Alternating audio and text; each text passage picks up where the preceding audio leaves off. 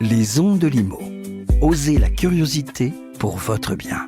Anne-Sandrine Di Girolamo.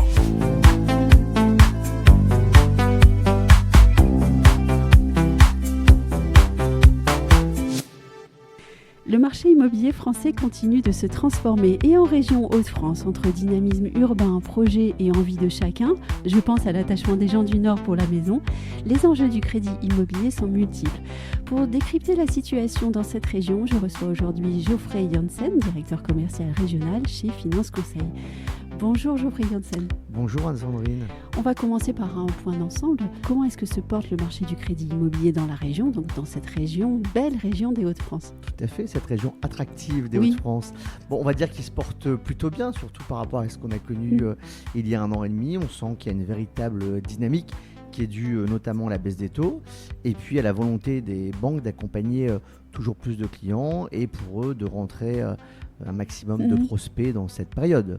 Oui, vous parlez de dynamisme, c'est intéressant de savoir que les banques sont revenues et sont volontaires pour accompagner les candidats acquéreurs. Totalement, on sent une véritable demande de leur part. Aujourd'hui, on a même ce qu'on ne voyait pas avant, on voyait même des partenaires bancaires qui nous appellent pour nous demander des dossiers. Oui. Alors qu'il y a 1 an, avec le HCSF et la hausse de taux, c'était plutôt un frein sur les demandes de prêts, alors que là, ça s'est totalement inversé, comme quoi le marché, c'est assez cyclique et ça va hyper vite en fait.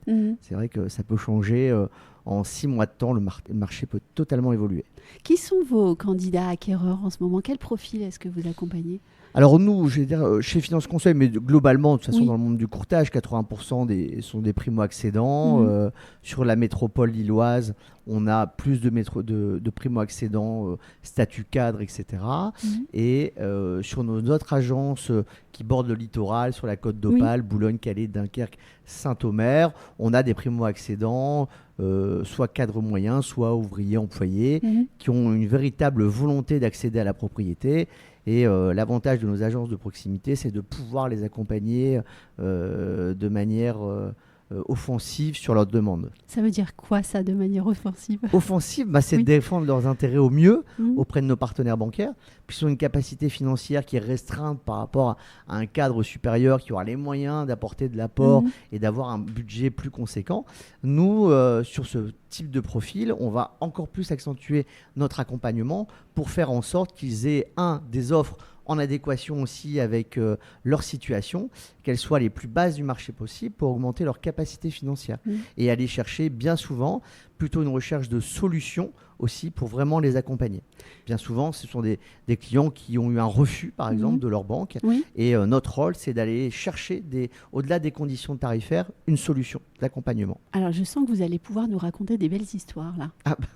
Oui, des histoires, on en a plein. Des belles histoires. C'est vrai qu'on accompagne quand même des projets de vie. On n'achète pas une baguette de pain.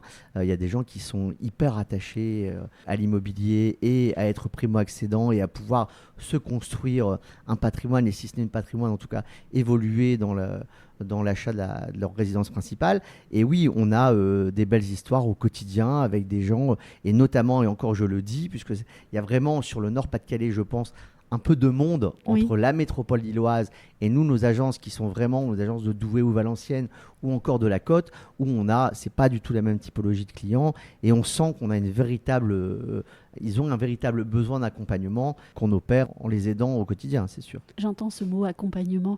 Comment est-ce que vous concevez votre métier à titre personnel? Comment on conçoit nous, ce métier, il a quelque chose de fabuleux, c'est qu'aucun projet n'est identique. On voit des gens totalement différents et ils ont pourtant un point commun, c'est de rendre possible l'accession à la propriété. Mais par contre, aucun projet n'est identique, l'apport est différent, la composition des familles est différente. Et donc, ce qui fait de merveilleux dans ce métier, c'est qu'on ne peut pas s'ennuyer puisqu'on rencontre des gens qui sont toujours totalement différents. Est-ce que vous avez vu votre activité évoluer? Tout à l'heure, on disait que le marché se transforme de 6 mois en 6 mois. Vous, sur votre métier, est-ce qu'il a changé et en quoi? Notre métier a totalement évolué depuis des années. Moi, personnellement, je fais ce métier-là depuis 18 ans. Les parts de marché représentant entre 5 et 8%. Quand j'ai commencé, aujourd'hui, plus d'un dossier sur 2 est intermédié par les courtiers, naturellement, parce que en fait, les clients ont de plus en plus de besoins d'accompagnement, de demande et d'aller challenger leurs conditions tarifaires, etc. On change de banque aussi plus souvent. C'est vrai qu'on n'a plus la banque de nos parents. Nos parents gardaient leur banque 20, 30 ans. Aujourd'hui, c'est vrai qu'il y a l'effet aussi des jeunes banques en ligne. Et puis, ils ont la facilité à switcher. Et donc, c'est vrai que le métier du courtier a évolué aussi dans cette capacité qu'ont les clients à switcher d'établissement bancaire. Alors même si nous, notre vocation n'est pas de sortir le client de sa banque, c'est d'aller avant tout lui chercher les meilleures conditions dans son établissement bancaire. Mais si son établissement bancaire n'est pas capable de s'aligner, on va offrir une contrepartie à un client dans un autre établissement bancaire.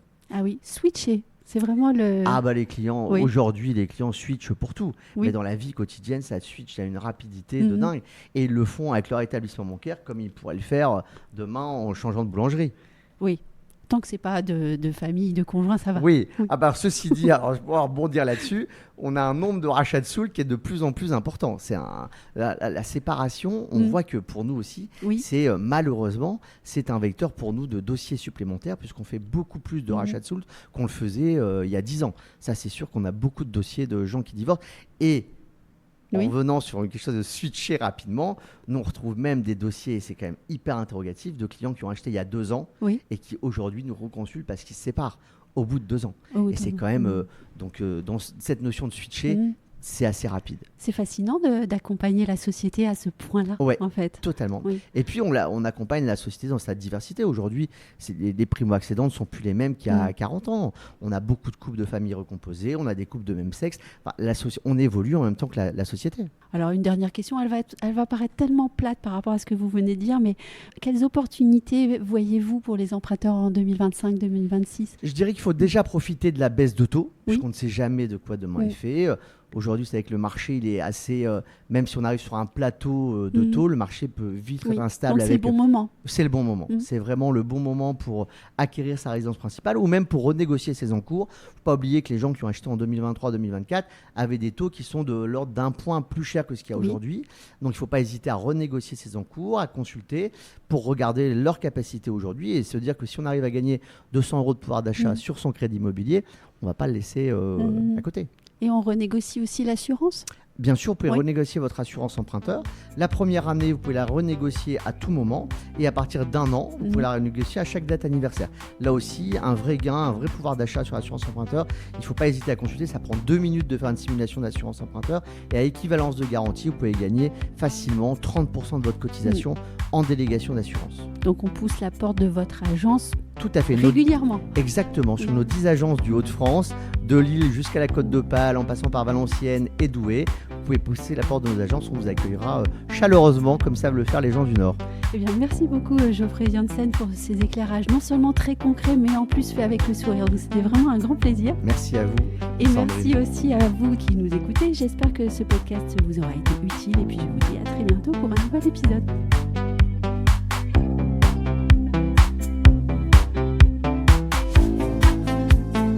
Retrouvez les Ondes de Limo sur ondedelimo.com, les réseaux sociaux et la newsletter.